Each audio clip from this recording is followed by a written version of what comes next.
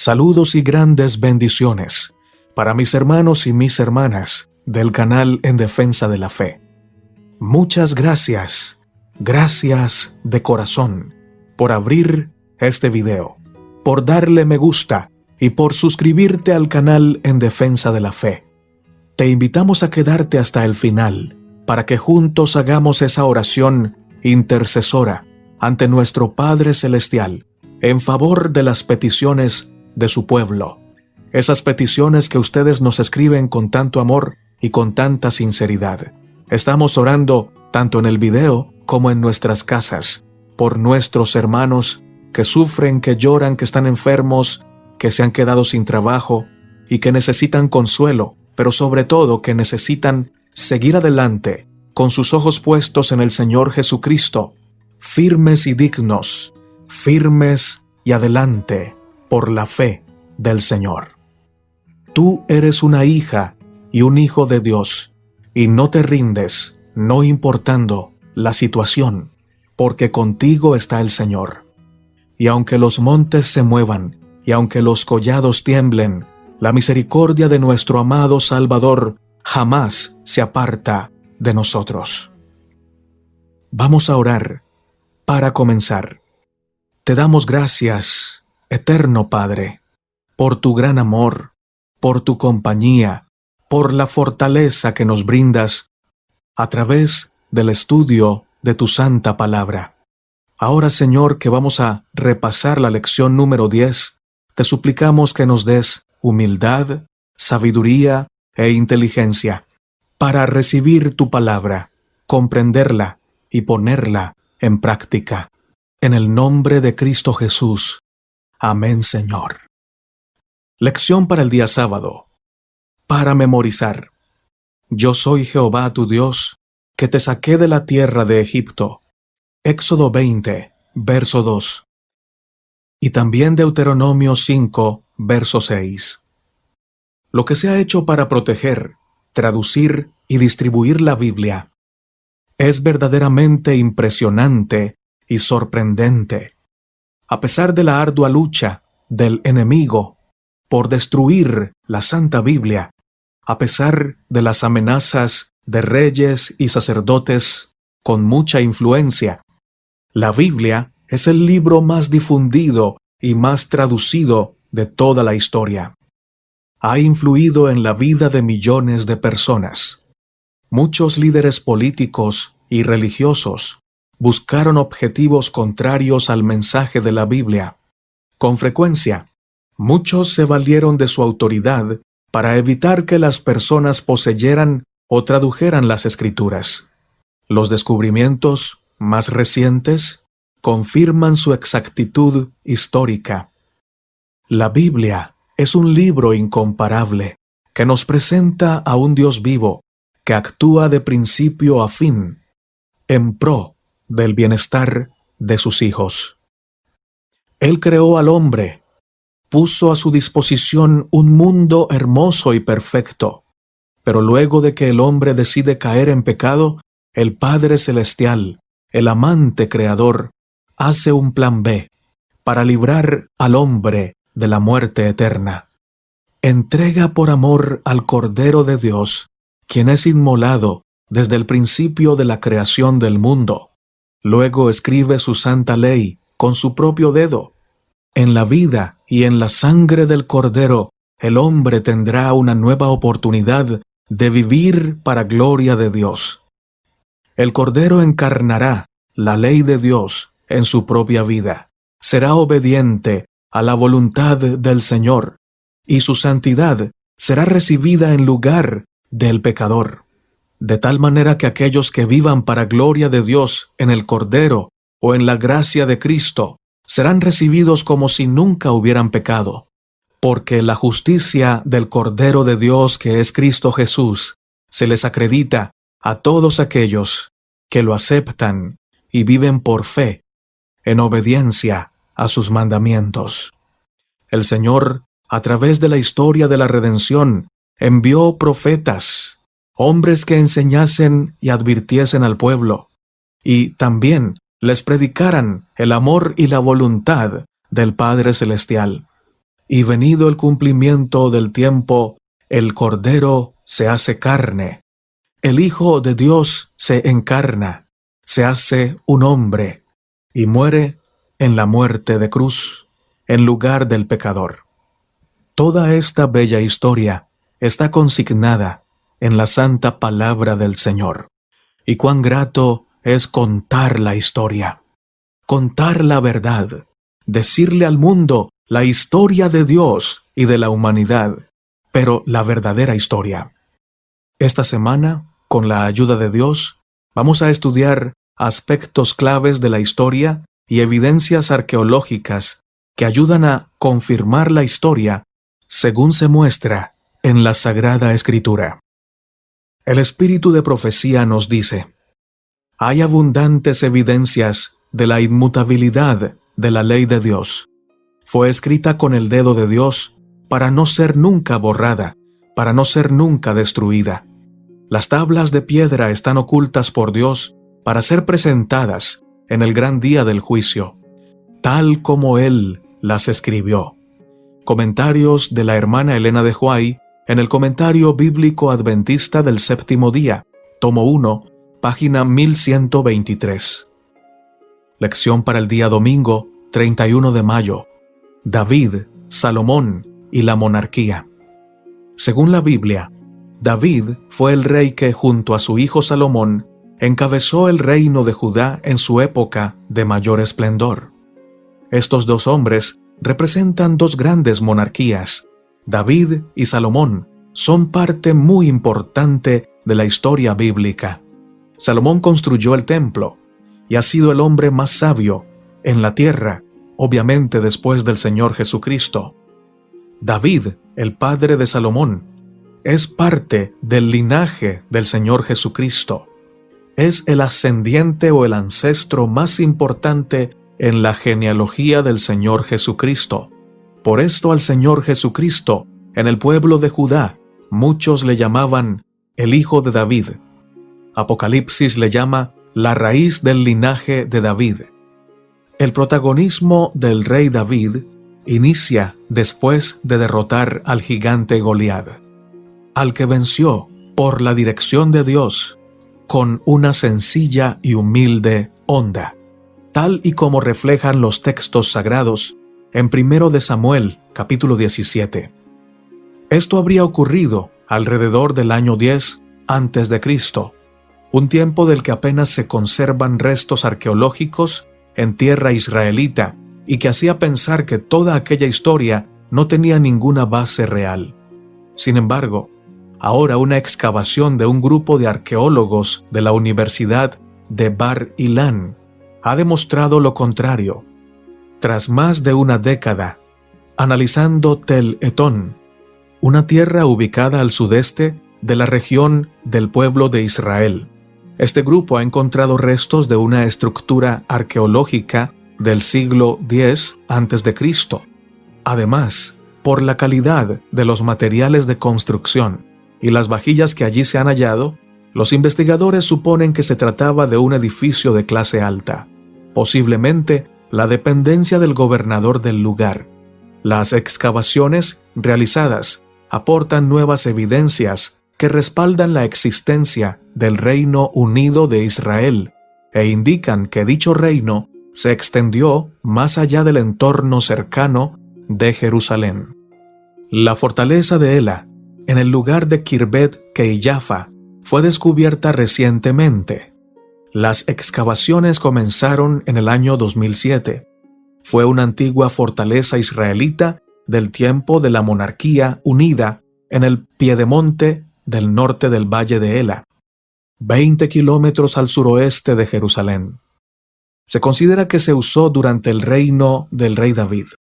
Descansa sobre una colina con vista al valle de Ela.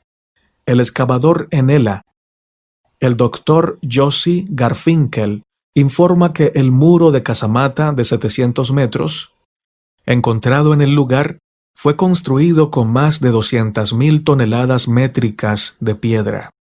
Las fortificaciones incluyen la entrada más grande encontrada hasta ahora en el Israel de la Edad de Hierro y dos puertas, el único emplazamiento en los reinos de Israel y de Judá que tiene 2 puertas, lo que ha llevado a algunos a sugerir que es el lugar de Saharaim, que significa en hebreo 2 puertas, mencionado en Josué 15:36 y 1 de Samuel 17:52 y 1 de Crónicas 4:31. Todas estas evidencias arqueológicas demuestran que David existió en la historia, exactamente como lo dice la Biblia.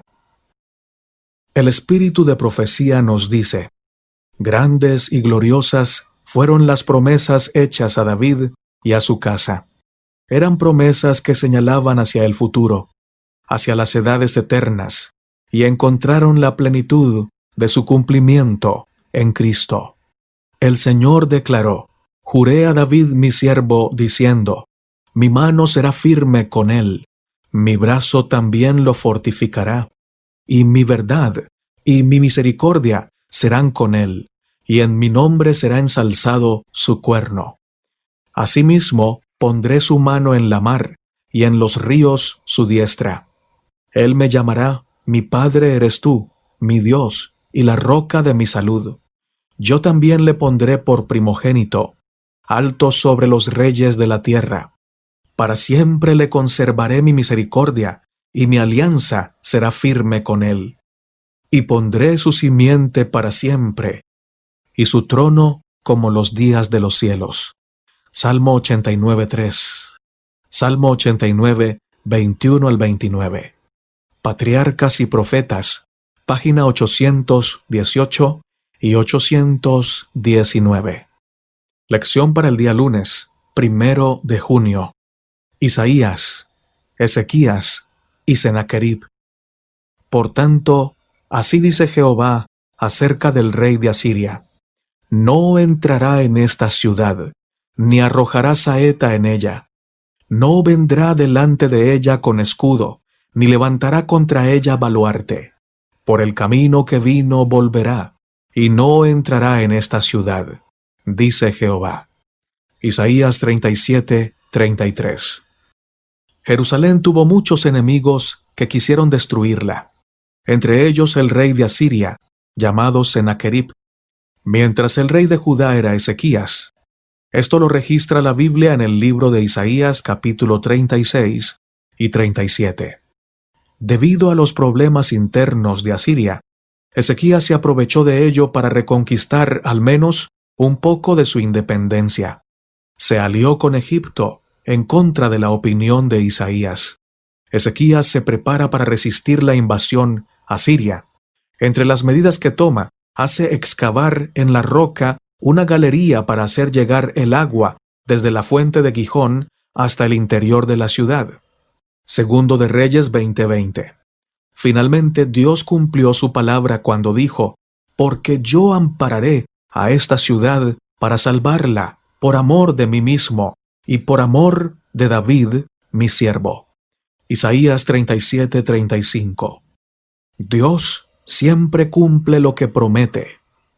Siempre protege a sus hijos y escucha sus oraciones. Dios escuchó la oración que hizo el rey Ezequías. Entonces Ezequías oró a Jehová, diciendo: Jehová de los ejércitos, Dios de Israel, que moras entre los querubines, solo tú eres Dios de todos los reinos de la tierra. Tú hiciste los cielos y la tierra. Inclina, oh Jehová, tu oído y oye. Abre, oh Jehová, tus ojos y mira, y oye todas las palabras de Sennacherib, que ha enviado a blasfemar al Dios viviente. Isaías 37, 15 al 17. El ángel del Señor hirió al ejército asirio, matando a 185,000 asirios. Sennacherib fue asesinado por 2 de sus hijos, conforme predijo Isaías en 2 de Reyes 19:7. Existen evidencias arqueológicas que respaldan estos hechos. La ciudad bíblica de Laquis fue excavada en el moderno Tel Laquis. En la primera exploración se descubrió un templo en el foso de la base del monte, datado entre el año 1500 a.C. y 1200 a.C. También restos de un palacio y parte del sistema de muros y puertas de época de la monarquía, además de un conjunto de cerca de 21 fragmentos cerámicos conocidos como ostraca de Laquis, que servían para registro de arrendamientos en tributos de aceite, vino y animales. En la segunda expedición, entre los años 1966 a 1968, se levantaron las capas del siglo VI a.C., época de los persas, en la región de Judá. Allí se descubrió la existencia, muy importante, muy sustancial, de un templo solar, es decir, un santuario solar, un modo religioso cultural común entre el imperio babilónico. En 1880 se encontró una inscripción en el interior de la galería de agua que confirma la autoría de la obra al rey Ezequías. En este punto, la arqueología, los documentos epigráficos y los textos bíblicos se corresponden de un modo perfecto. En estas expediciones, la ciencia consiguió estrechar más los vínculos entre los acontecimientos históricos y los relatos bíblicos. El espíritu de profecía nos dice: a menudo la vida cristiana está acosada de peligros y se hace difícil cumplir el deber. La imaginación concibe la ruina inminente delante y la esclavitud o la muerte detrás.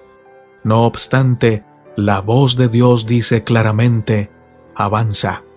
Debemos obedecer este mandato aunque nuestros ojos no puedan penetrar las tinieblas y aunque sintamos las olas frías a nuestros pies.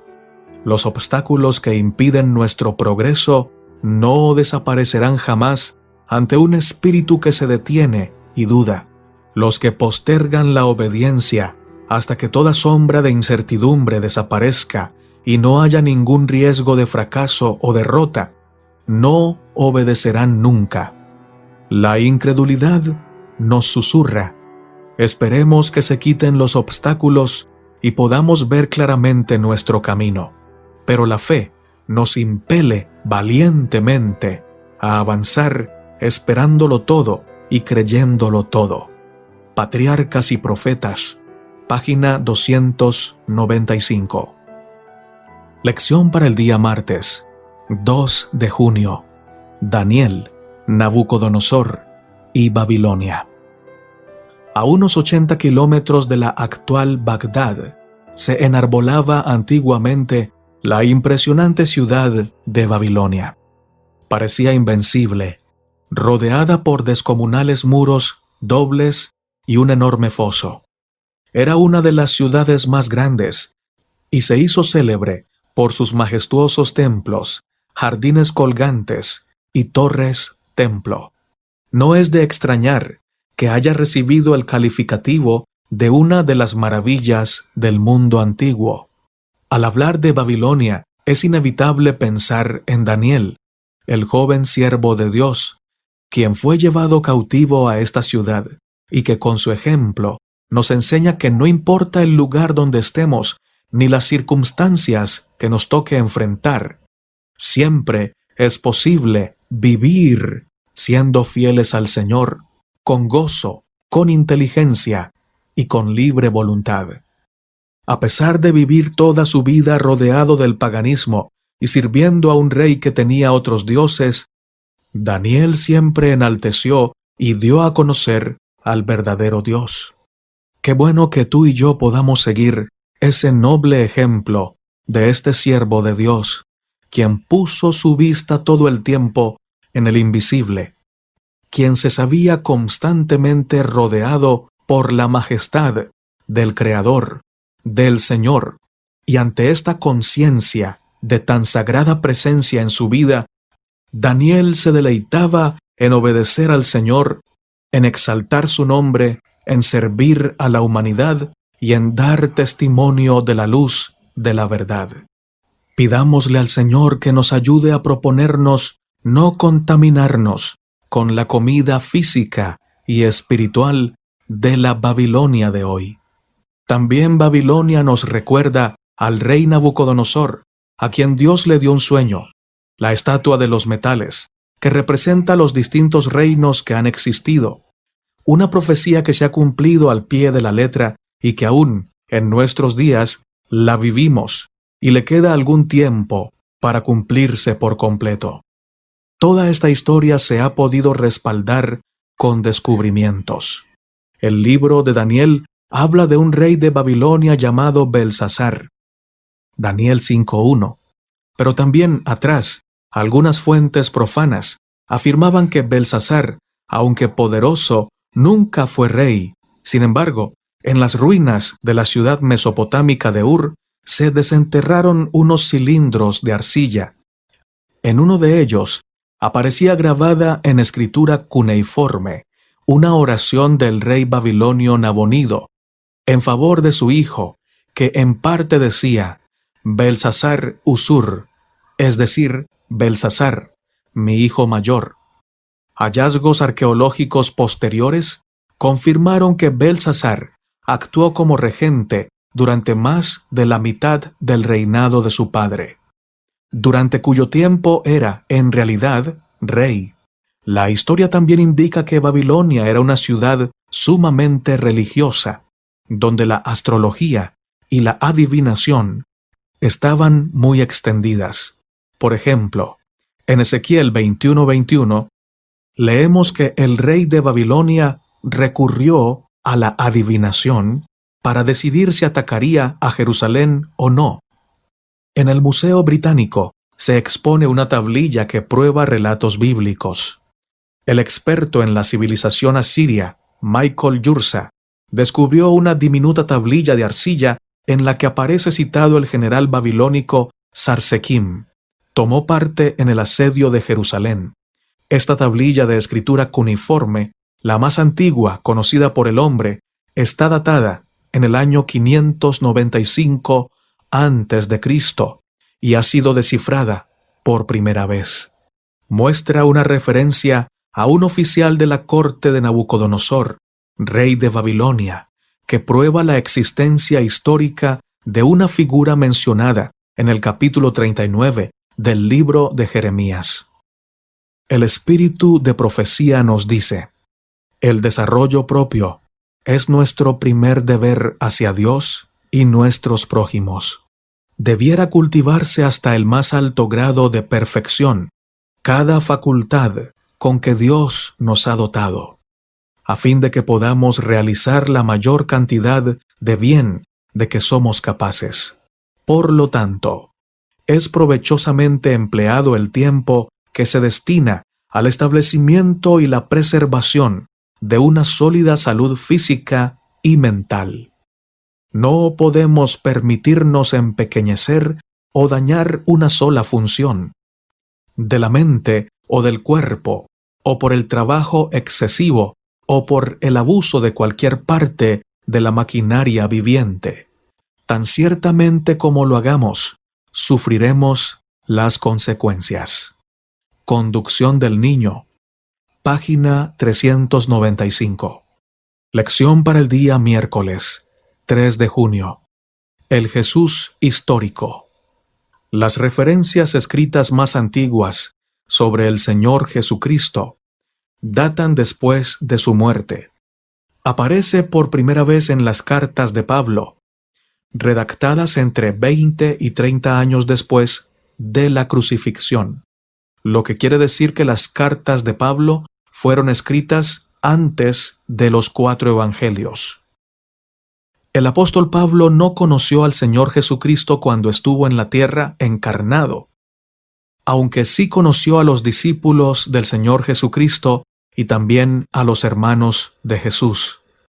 Un par de décadas más tarde se escribieron los evangelios del Nuevo Testamento, que se narran como si se basaran en testimonios de primera mano, y pese a ello, muy poco de ellos pueden considerarse rigurosamente históricos, a juicio de los expertos.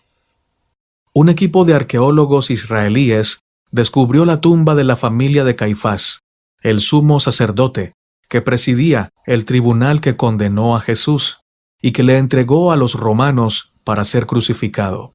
El descubrimiento de sus restos fue producto de un mero accidente. Mientras se construía una carretera en 1990, los obreros se toparon con una amplia zona llena de sepulturas.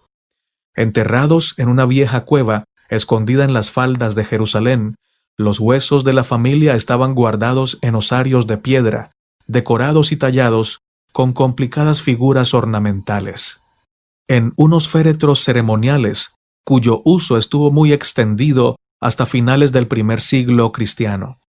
Después de 2000 años de dudas, las inscripciones de los osarios y la edad de los huesos apuntan directamente hacia la influyente familia del sacerdote Caifás.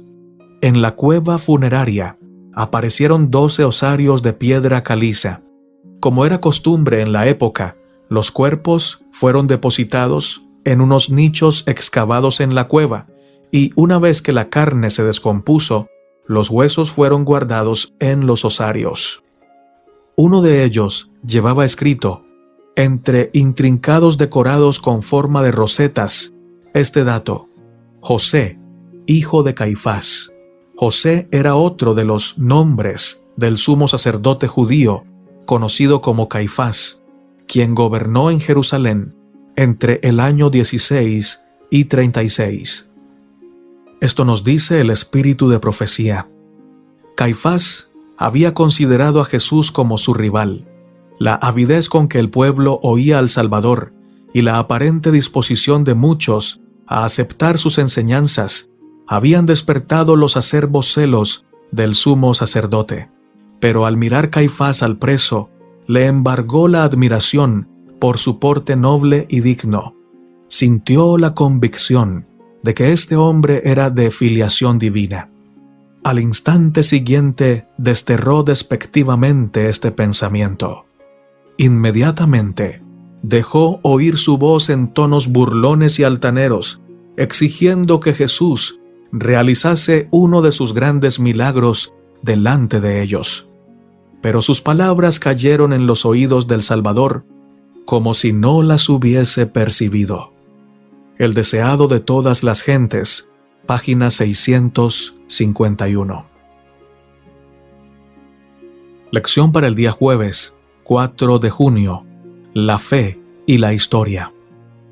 Hebreos 11:1 nos proporciona una descripción de la fe profunda y muy interesante. Es pues la fe, la certeza de lo que se espera, la convicción de lo que no se ve. El capítulo 11 del libro de Hebreos no solo contiene la galería de los hombres de fe, sino que corrobora muchas de las historias del Antiguo Testamento y nos deja ver cómo la decisión de estos hombres y mujeres influenció en la vida de muchas personas, al punto de trascender hasta nuestros días. Historias como la de Noé, cuando construyó el arca, confiando en las promesas de Dios y en sus instrucciones.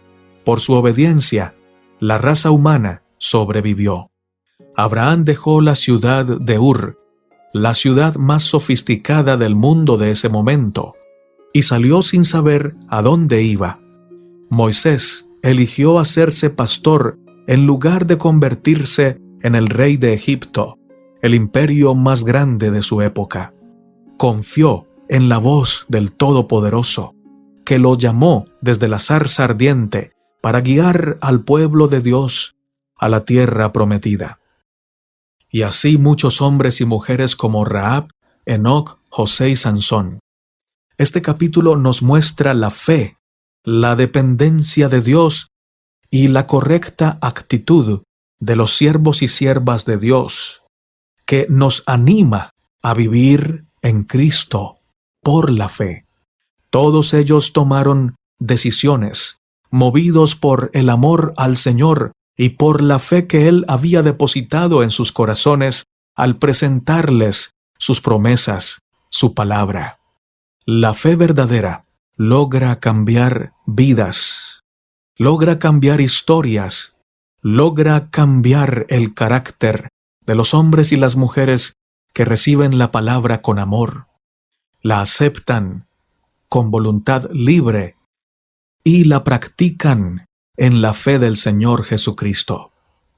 La única forma de agradar a Dios y de llegar a Dios es venir a Él por fe, es someternos de manera absoluta a su voluntad, confiando plenamente en que sus planes son mejores que los nuestros, confiando en su palabra cuando dice: a los que aman a Dios, todas las cosas les ayudan a bien.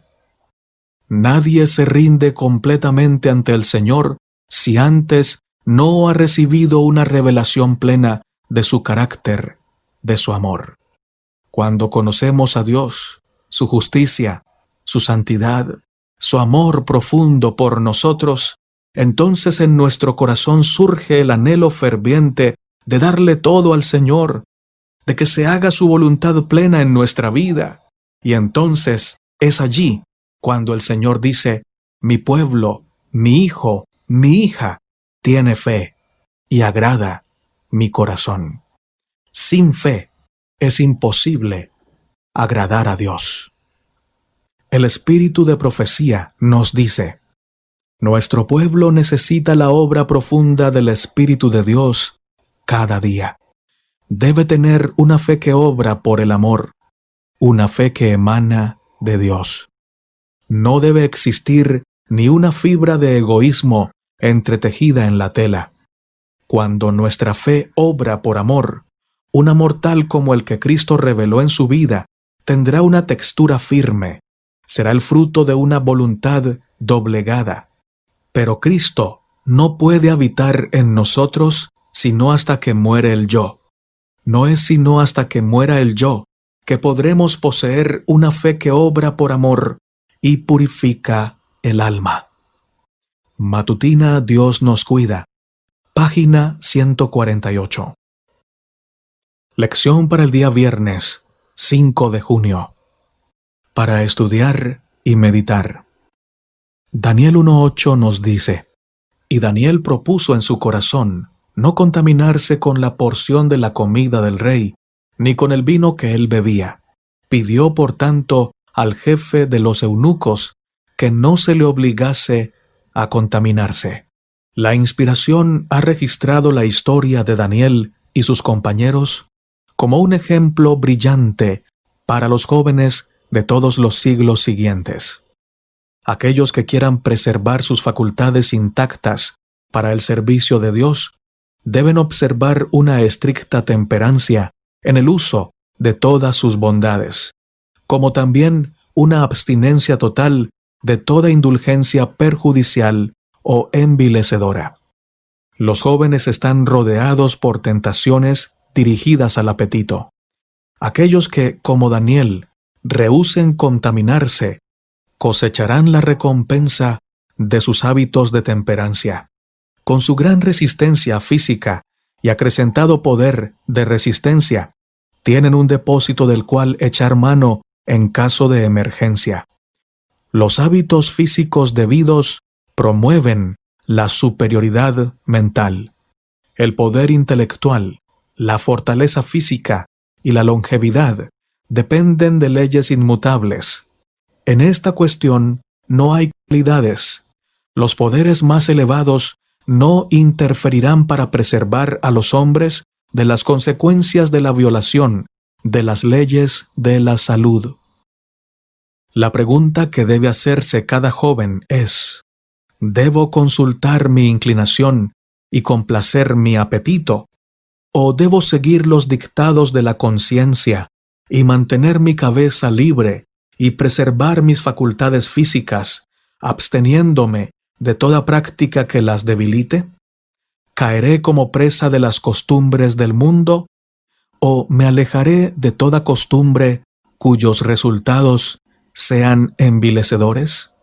¿No honraré a Dios antes que agradar al mundo? Nuestra elevada vocación, capítulo llamado La recompensa de los hábitos temperantes, página 271. Muchas gracias, hermano y hermana, por quedarte hasta el final de este video. Gracias por escucharlo con atención. Gracias por compartirlo con tus hermanos y con tus amigos. Gracias, hermano y hermana, por orar por nosotros y por las peticiones que ves escritas en los comentarios de este video. Pronto, muy pronto viene nuestro Rey. Es tiempo de estar firmes. Es tiempo de levantar nuestros ojos al cielo y decir con plena seguridad: yo sé en quién he creído. Él me ayudará a permanecer firme, no importa la situación que esté viviendo o que vaya a vivir. Mi hermano y mi hermana, es hora de estar firmes en Cristo, de guardar su palabra en nuestros corazones, de predicarla, de compartirla con otros y hacerlo con el poder de Dios, pero también respaldados por el peso de un buen testimonio, de una vida que vive lo que predica, que ama a Dios y a su palabra. Vamos a orar para terminar. Dios de Abraham, de Isaac y de Israel, cuán grande es tu nombre en toda la tierra. Gracias, Señor, porque eres nuestro Padre.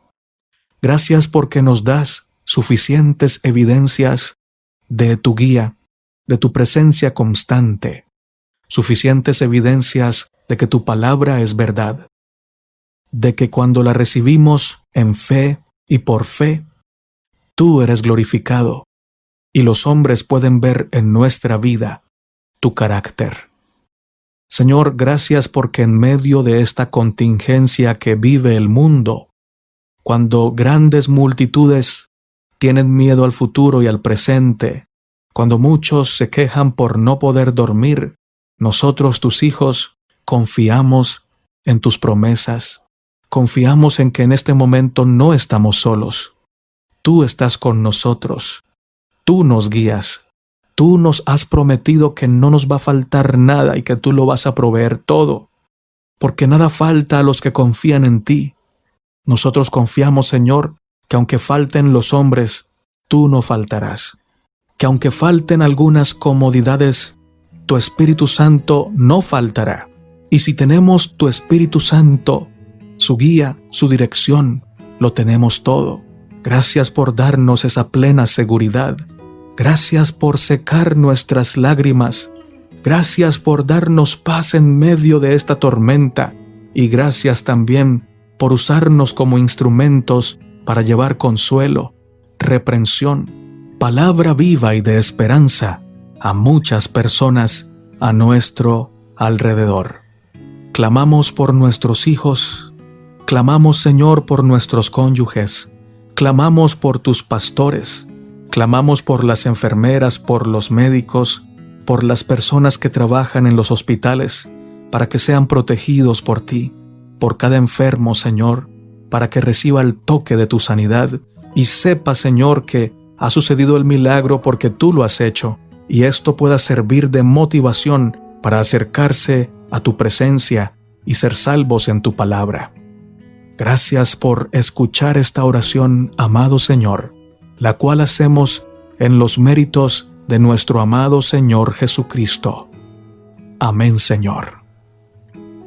Maranata, mis amados hermanos, y que nuestro Rey, el Señor Jesucristo, venga pronto.